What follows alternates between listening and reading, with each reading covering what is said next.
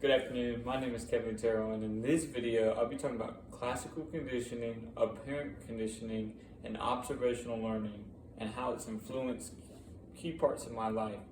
These are key concepts of psychology, and we encounter them on the daily, whether we realize it or not. I'll walk through a few examples that I've experienced throughout my life, demonstrating these types of learnings. For the first one, classical conditioning. This is when you learn to respond automatically to stimulus, often because stimulus that has been associated with something else. A personal example comes from when I was at a party and I heard gunshots. Gunshots are loud, very dangerous noises. You never know what can happen with a gunshot. Stray bullets, they go through walls, they go through doors.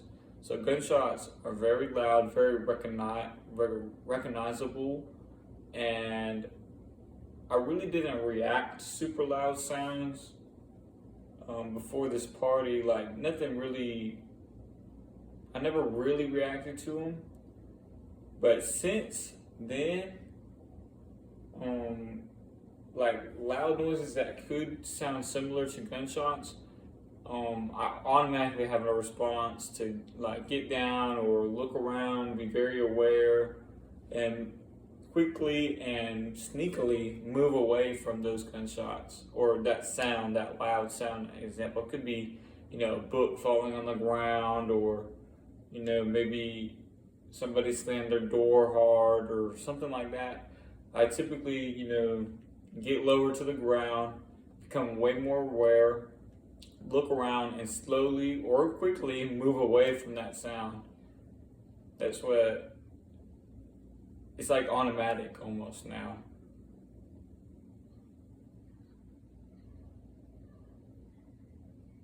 The unconditional stimulus is the loud sound, like the gunshot. The unconditioned response is the instinct to get down and look around and be more aware. The conditioned stimulus is now that any loud sound that kind of sounds similar, I have that same reaction, that same unconditioned response. To move on, we're going to move on to the operant conditioning. This has a big impact on my life.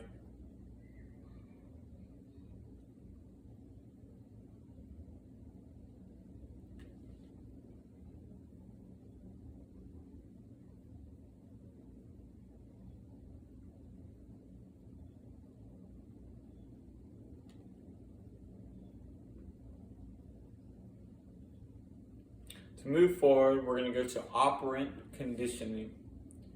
This is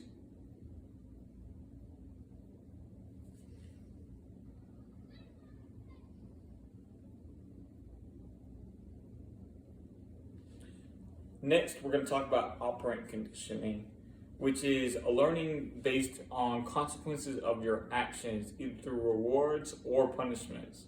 A key example for me comes to things I've learned throughout my church life and throughout the Bible when I read my scripture.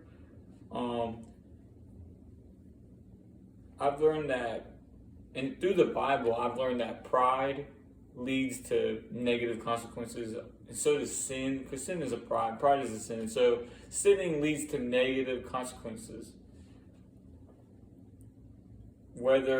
And in this case, pride, whether it be I get humbled by somebody and now I'm feeling butthurt, or I was being arrogant and now with pride and now something bad's happening.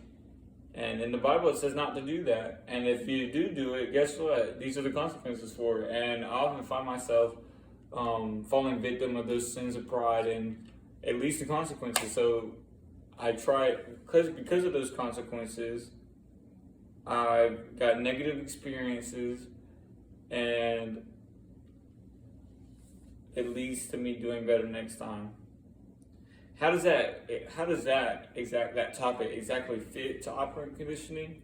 Well, when I acted prideful, I received positive punishment. I felt guilty, And people might not want to be around me because nobody really likes somebody that's arrogant. Not really. But on the flip side, I was able to find myself becoming more aware of my prideful nature and overcoming it by following the teachings of the Bible, at least in my experiences, which is a negative reinforcement, meaning I avoided the negative feelings and tensions, leading to a better sense of peace and stronger relationships.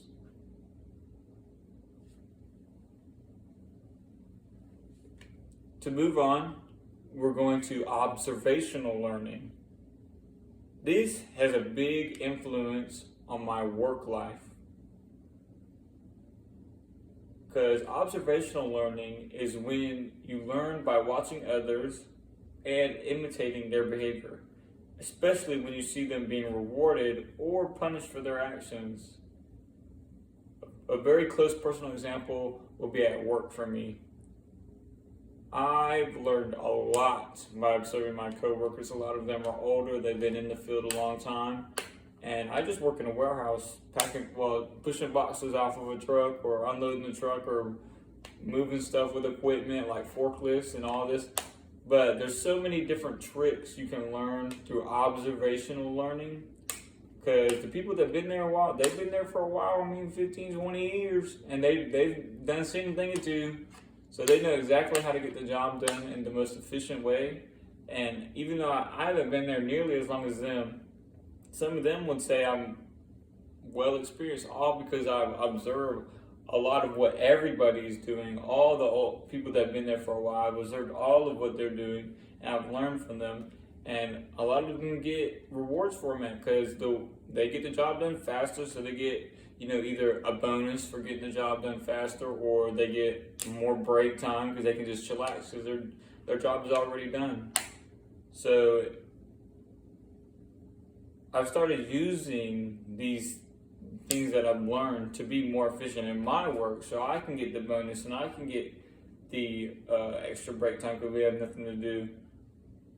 And this is exactly like a perfect example of observational learning. Just learning from my coworkers and using their techniques and imitating it to get the same benefit that they get, which is, either a bonus or extra break time or whatever the case may be.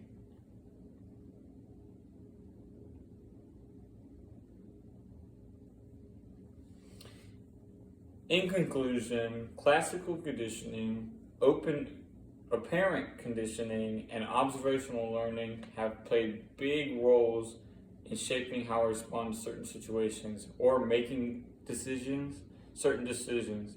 And I'm adapting those types of learning to the world around me. Whether it's reacting to, gunshots, or learning from what people do, or by observing them, or learning from my own actions through my Bible scripture,